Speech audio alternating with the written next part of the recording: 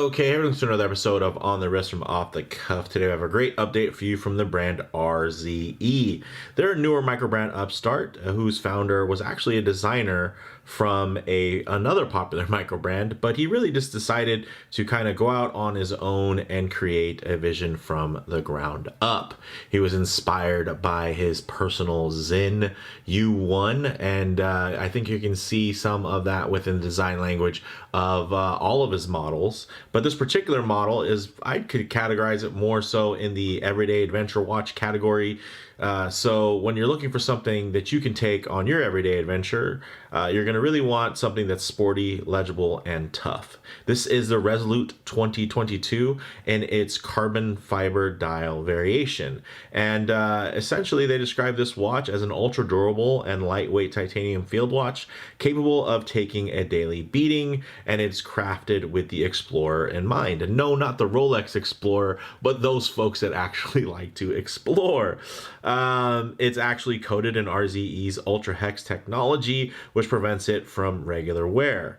Also, it is now fully brushed, and it of course does have that updated 369 dial as opposed to earlier iterations before 2022. And in terms of this carbon fiber dial variant, it really nails that modern traditional theme.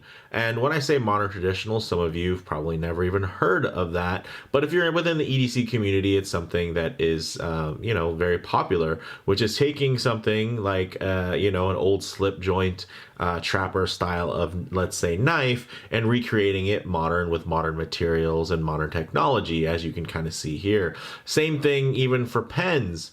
It's always great to have a writing utensil on you. But hey, with that, there's a lot of cool things, and technologies changed and updated along the way. So you get an opportunity to kind of update those really classic things and pocketable things that you kind of take on your everyday adventure, and you get to reimagine them. And I would say within those spaces, most people are really excited to see these blends. I think sometimes, unfortunately, within the watch space, things can be written off just because of, let's say the 369 dial, although that's the only thing that this watch has in common apart from its use case, or its intended use case anyway.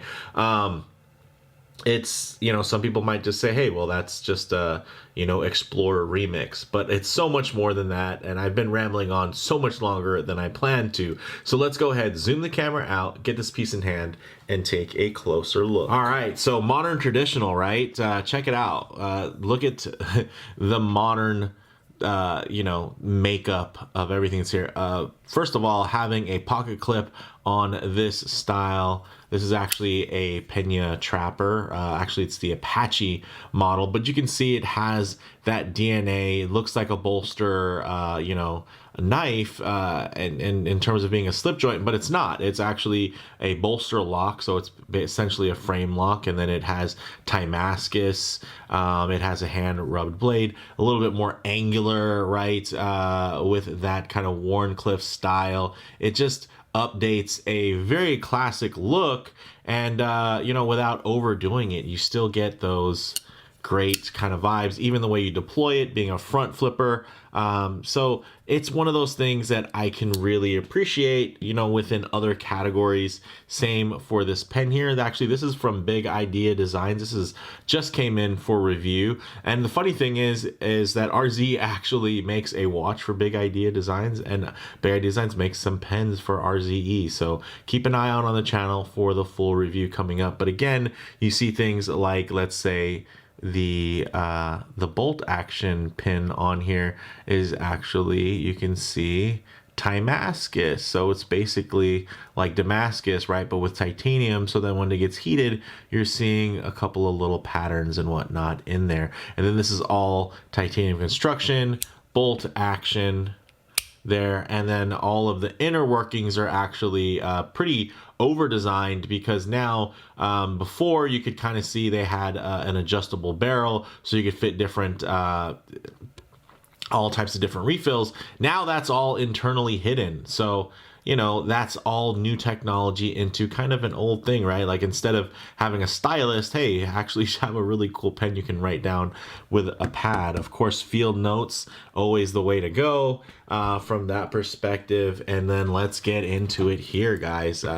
Move the field notes, but hey, always a classic choice. But check it out, guys.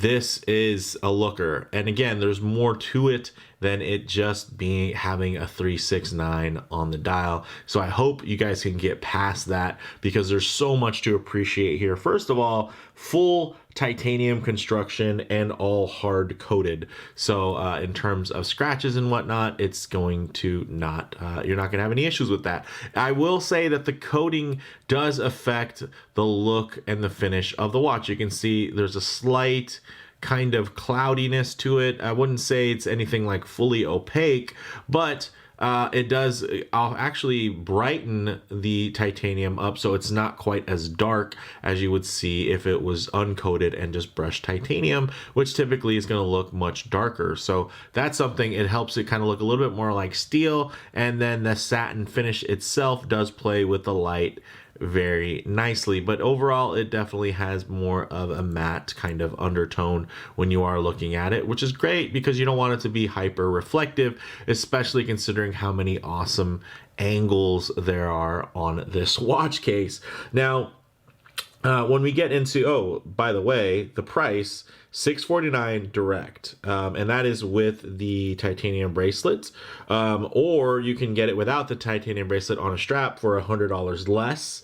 And then if you get the non-carbon fiber dial variant, then it can be $599, and then, you know, or $499 on strap. So, you know, there's a range to this. This is kind of the top of the range because of that forged carbon dial, which I really love. Look at the light play on there, and this is a dial that's designed to look cool. It's actually from a functional you know, discovery that actually I believe started within the automotive industry. I believe it was Lamborghini actually started shredding carbon fiber instead of weaving it, just shredding it and then injection molding it so that you could still get the lightweight properties of carbon, you know, without all the extra kind of work, and they could actually work it into all types of different shapes, and they weren't worried about the way that the weave looked aesthetically, because now it kind of had this great randomized marble like finish. So that's why you'll hear it called forged carbon, marbled carbon, anything like that, shredded carbon fiber, because that's kind of essentially a way to describe it. And again, this is just a really cool material that happens to look great on a watch dial. Now, the dimensions on here, including the crown guards, is 40 millimeters. And of course, it does have this little bulk here that actually, you know, helps keep it symmetrical. But if you were to measure from the 2 o'clock to the 8 o'clock, it's actually 39 and a half. So this is a, you know, a really nice wearable watch. I love the size on it. It's only 10.5 millimeters thick and only 46 millimeters lug to lug. Full titanium, but it doesn't feel super light, like it's gonna float away or feel hollow. It still feels nice and substantial, right, without it feeling hefty at all. It has a fully brushed finish, which is something you don't always see on titanium. A lot of the times, especially within this category, you're going to see a bead blast, which I enjoy bead blasted titanium, but the brushing does help this become more versatile piece, because now you can wear it, you know, I guess with smarter attire, slightly dressier, right? I wouldn't wear it with a tuxedo, but you could dress it up just because of the brushed finish versus a, you know, much more industrial look with a blasted finish. And then that ultra hex coating is up to 1200 hardness Vickers, which is great, which is very, very strong. Now, the crystal is a flat sapphire crystal with an AR coating, so it does a great job. The crown, as you can see, is a screw down crown and is signed nice and meaty and easy to actuate. The case back is solid and etched, solid titanium.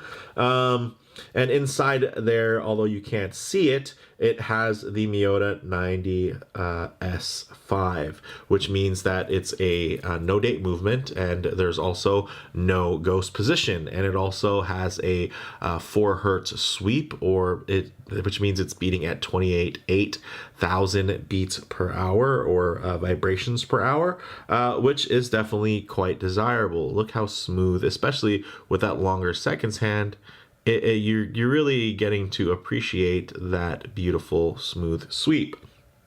And then we get into the dial, of course, that forged or marbled carbon fiber. You're getting applied indices, matte anthracite hands.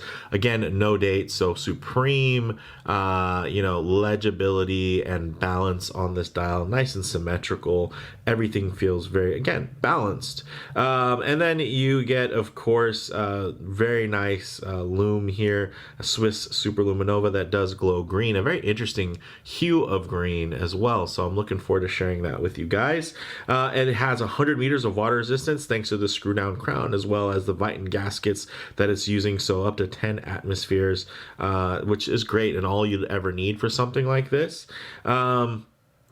Getting into the bracelet, you do have 20 millimeter lugs, so 20 millimeters is perfect. You also do have drilled lugs, so that makes strap changes very easy if you do want to swap this out. And again, it's thin enough to where you could wear it on a NATO or a pass-through strap, or as well as, because of the kind of overall shape, it's going to pair well with a lot of different types of straps, whether they be rubber, textile, hybrid.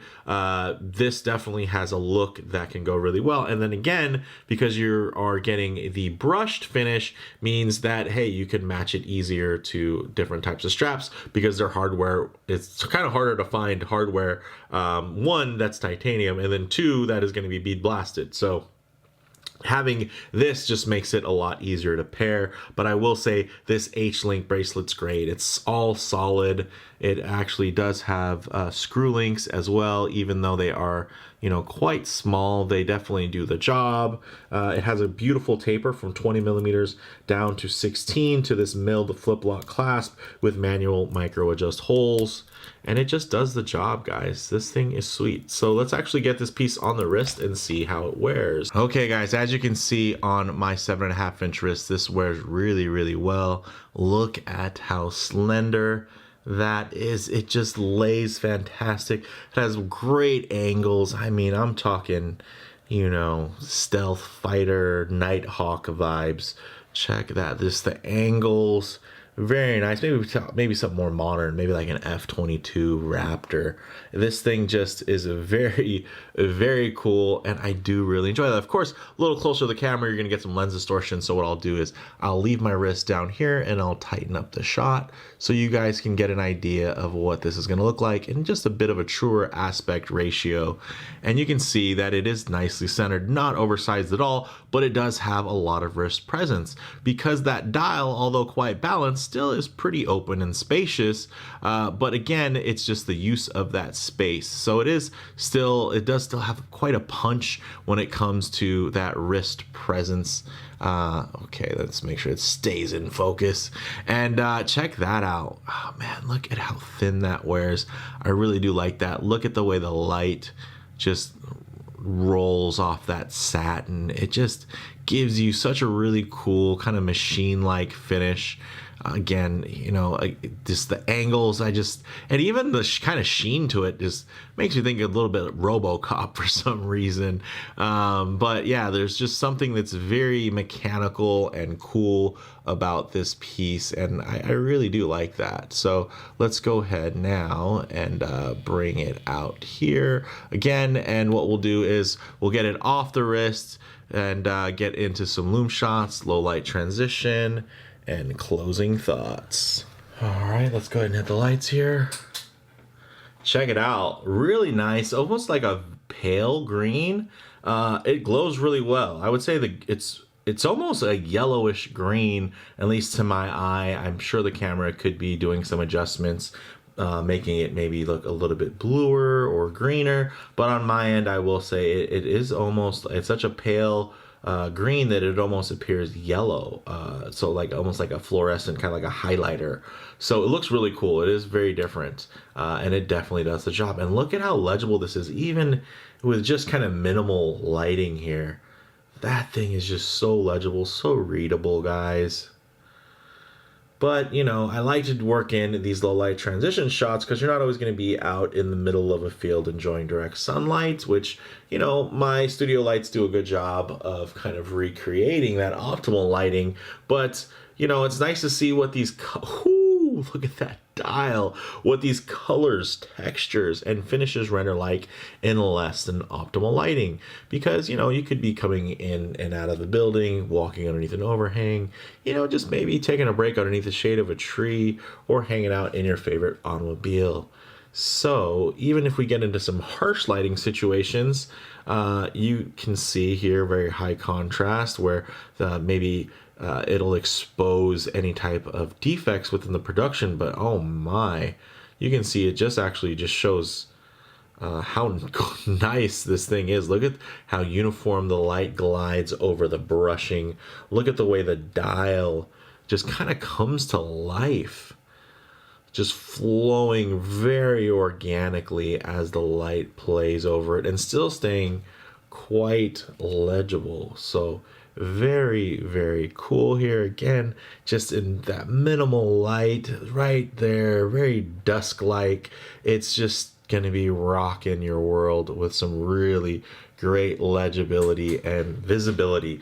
So getting into closing thoughts, guys, on the wrist, really perfect Goldilocks sizing, super lightweight without feeling insubstantial or cheap. I mean, it definitely feels like a hunk of metal on your wrist, but a tough hunk of metal. And you know, again, it actually kind of reminds me of my titanium virtual, what was it, the virtual armor G-Shock, in that it has the titanium setup, but it's still quite substantial, and it feels beefy without feeling overweight. Like, it still feels light like it's titanium, which is great, but it doesn't feel, again, it doesn't feel cheap, which is something that's kind of weird. You equate that heftiness with kind of quality, and you can feel the quality of heft, you know, kind of ratio is there. So it's really nice. In terms of model variants, guys, definitely check the site for current options and availability,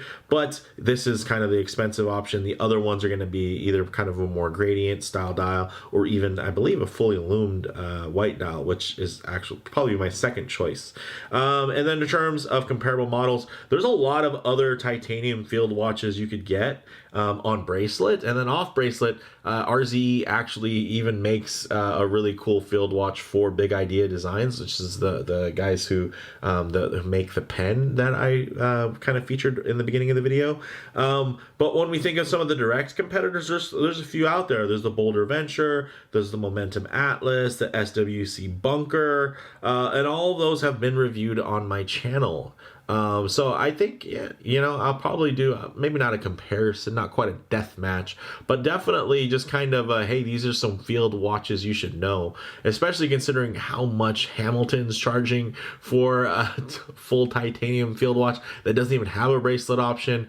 You do have some really cool options that are out there, and all I'd say within similar pricing. And then once you kind of get a range in the pricing, it's because there's certain trade-offs with each, whether it be, you know, greater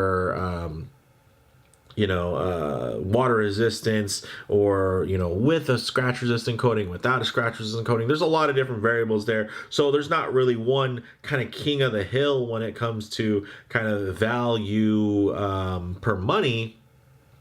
And that whole idea where you're, you know, thinking about bang per buck, because I think they all do offer very strong cases for you know, each watch themselves that are competing within this space. But this one, it just does, it just hits this sweet spot. So it's definitely, I'd say, one of my favorite modern go anywhere, do anything watches, even in this kind of very hyper competitive landscape that exists right now. Like, I just rambled off a couple of that came to the top of my head just because I've reviewed them for the channel and I own them. But yeah, there's titanium field watches with bracelets. There are a couple of really cool options out there, and this one, it's special. So again, definitely keep an eye out. So I will do some level of a hey, titanium field watches you should know about, and it will absolutely contain this watch, so you can look forward to a second look at it, and then also look forward to kind of seeing it compared and contrasted against some other ones within the same similar, I guess, space, price range, use case, however you want to slice that pie. But if you like the video, definitely do hit like, and if you haven't already, please subscribe for more content just like this. Thanks, guys.